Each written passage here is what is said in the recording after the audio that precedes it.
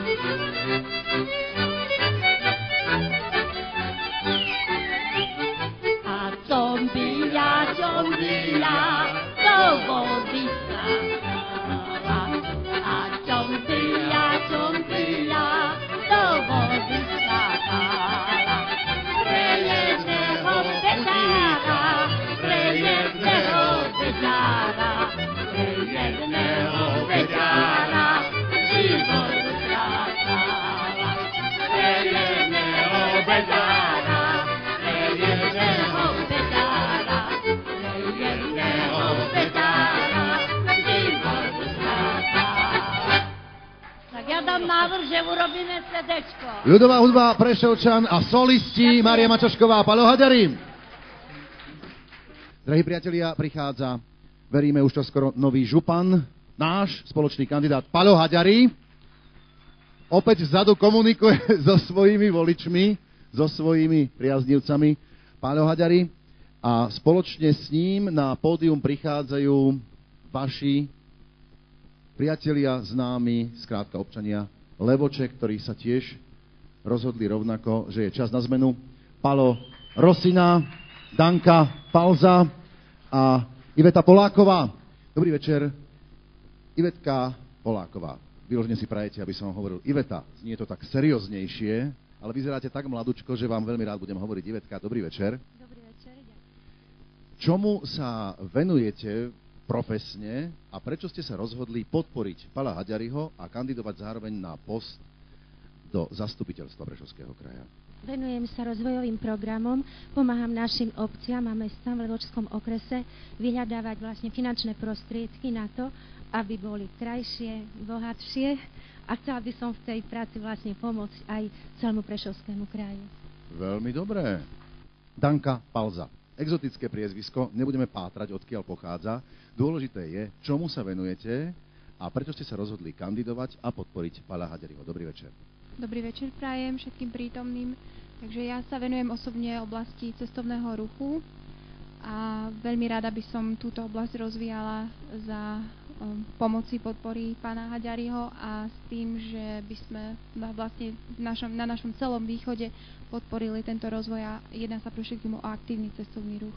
Aha, to znamená, že napríklad by sme niektorých pánov, čo by sa asi zišlo, naložili teraz do jedného autobusu a odviezli niekam ďaleko, aby chvíľku sa tu prečistil vzduch. To by sme vedeli urobiť, alebo skôr vy fungujete na opačnom princípe, chceli by ste priviesť niekoho sem do tohto krásneho kraja, dobre tomu rozumiem? Tak ja by som chcela priniesť nové myšlienky, nový vietor a úplne všetko nové, aby proste sme sa mali lepšie. Skvelé, aby o tom vedeli aj inde na svete. Tak ja verím, že sa podporí taká výroba tých drobných výrobcov a predaj, že kde by to bolo možné predávať.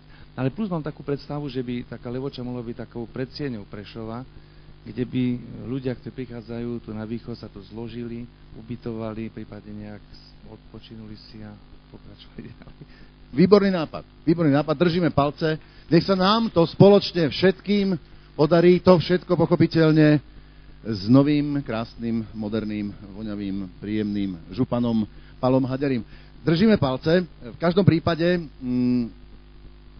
medzi podporovateľov Pavla Haďariho a samozrejme aj týchto úžasných, mladých, sympatických kandidátov patria aj naši spoluobčania rómskeho pôvodu.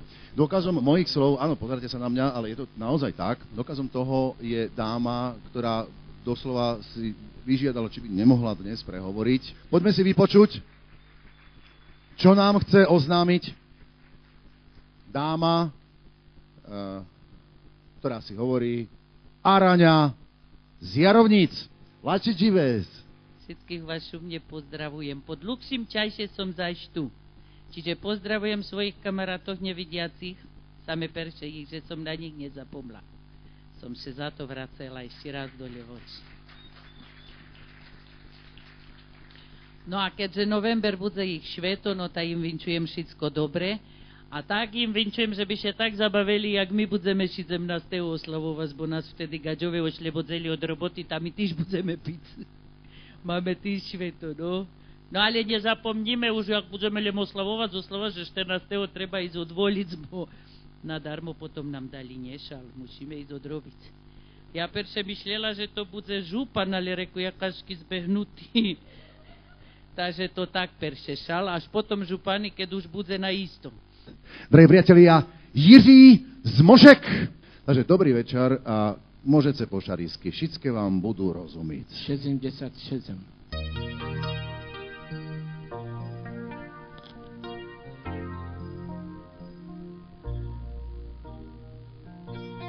Měl jsem rád pár písní, v nich jsem žil. Cesty toulaví, ty, o kterých jsem snil. Zvlídnou tmou, když v létě kraj šel spát. Poznal jsem, že tenhle svět mám rád.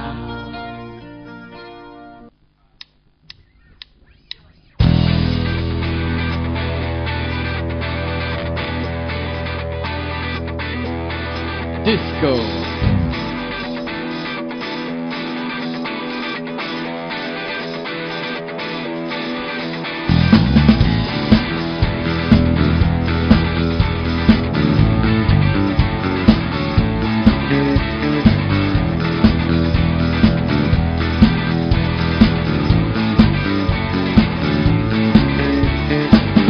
Monte Carlo, to je paráda.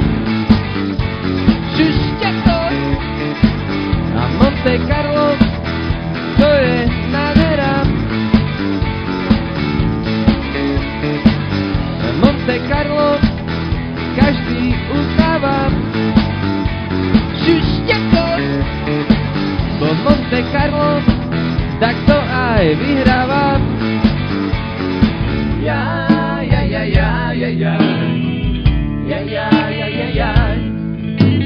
Ja pamätám na to leto, keď Nina do oblaku skákala tam preto, lebo milého nemala. Kto by takú hnusnú babu chcel? Kto by takú hnusnú babu chcel?